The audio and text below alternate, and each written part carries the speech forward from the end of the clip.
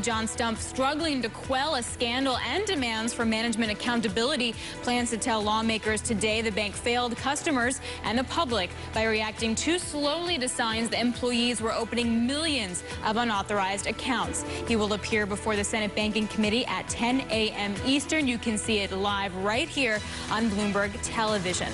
Now over for David for more on that Wells Fargo story. Thanks, David? Alex. Thanks, Alex. Well, one of the senators who will be questioning John Stumpf shortly is Sherrod Brown. He is the senior senator from Ohio, and he's also the ranking Democratic member on the Banking, Housing, and Urban Affairs Committee. Senator Brown joins us now from Capitol Hill, where the committee hearings will begin in less than 90 minutes from right now. Thank you very much for joining us. Welcome to Bloomberg Go, Senator Brown. Thanks. Good to be with you. Okay, so let me start with the most basic question. What do you already know about this Wells Fargo scandal, and what is it that you need and want to know out of this hearing? Well, we know that over 2 million accounts were opened unbeknownst and unasked for, if you will, opened by the bank. 2 million customer accounts the customers didn't ask for. Customers got, in many cases, dinged for fees that could have affected probably did, for many cases, affect their credit rating. This has gone on for years. 5,200 employees, 5,300 employees were fired. These were employees tellers making $12 and $13 an hour, personal bankers making $15, $16 an hour, some branch managers, 5,300 people fired. At the same time, the woman in charge of this part of the bank at Wells Fargo is just retiring with up to $125 million bonus pay package as she leaves, as she goes out the door. And we now know that Wells Fargo is apologizing and saying they're going to make all of these customers whole, but we don't know what that really means. So we want to know first what they're going to do for the customers. Second, how can this happen? 5,000 employees fired, people getting bonuses that are executives, and then no change in policy over a several-year period. Where was the CEO? And by the way, Mr. Stumpf it's reported he's the highest-paid bank CEO in the country. So somebody wasn't doing their job, putting it mildly. So at this point, getting to that crucial question, what do we know about what the CEO knew, or for that matter, Ms. Tolstead, who was in charge of consumer banking? What did they know and when did they know it? Do you know the answer to that question yet? We know that Ms. Tolstead knew a lot of this and apparently didn't report it to the board or to the CEO for some time, which is very curious.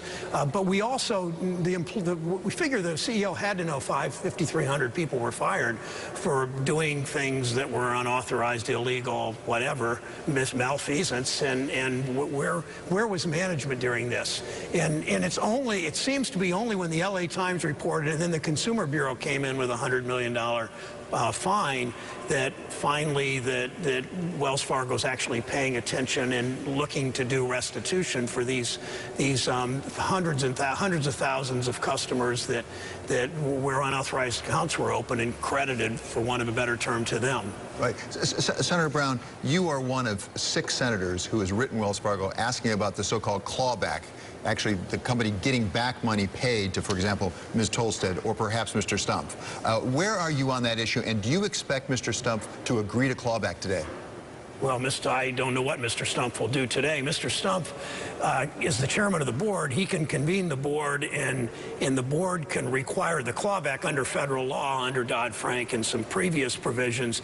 They can do clawback, meaning if a bonus was given up to 7 years ago, is the way the rules and laws are written now, they can do a clawback for this executive compensation. So Mr. Stumpf is responsible and can do that. I just think of the message this sends. Thousands of employees, 5,300 employees, all low-wage workers. An additional number quit because they didn't want to do this, or might have, who knows, just refused to do it. But 5,300 fired.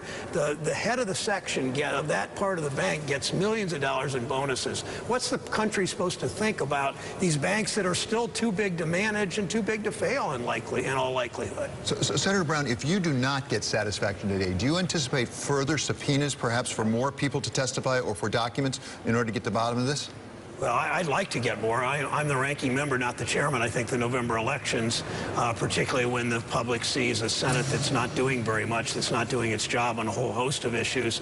The Senate goes Democratic next in November, which I think is likely. I'll be chairman of that committee, and these investigations will continue. Whether we need subpoenas or not, I don't know. But we need to know more. And most banks in my state aren't doing these kinds of things, but we know that banks too often build risk into their whole management structure, and instead of having a risk officer looking out for these kinds of problems, and it causes people to do things they shouldn't do for compensation reasons.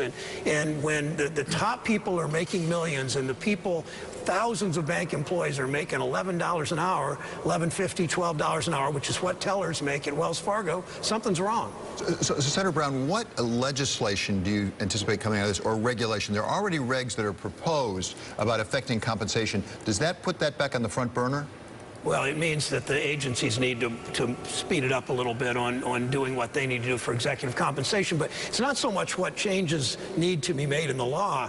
It's that the Republicans in the House Financial Services Committee just last week voted to undermine the Consumer Bureau and roll back these rules. So there's this collective amnesia in this body, particularly among majority Republicans, that the bank crisis didn't happen, and we've got to roll back these rules because Wells Fargo is one of the companies leading the charge to roll back the rules. But the Consumer Bureau, I don't know if Wells Fargo would be doing any of this restitution they say they're going to do if the Consumer Bureau hadn't come in and fined them $100 million and really shown the light on what they're doing. It took a newspaper, the LA Times, and the Consumer Bureau to step up and do this.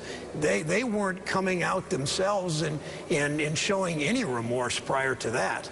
Senator Brown, finally, McClatchy is out with a report on contributions Wells Fargo has made to various senators. And it turns out there are 14 senators on the Senate Banking Committee who have received campaign contributions. And I will have to say, you were on the list, although you're right at the bottom of the list, I'll tell you. It's 10 Republicans, 4 Democrats. What difficulties does it create when there are people sitting in the Senate who are looking into wrongdoing and the people have contributed to their campaigns? Well, you'll have to ask each of them and see what kinds of things they do today at this hearing and beyond. But nobody has stood up to this industry and its malfeasance and its problems like I have. And a number of the committee members, a number of my colleagues on this committee have been strong, standing up to Wall Street malfeasance and illegal activities, and will continue to. Well, Senator, would you expect to continue to receive campaign contributions from Wells Fargo after the hearings today? I have no idea. I would assume not.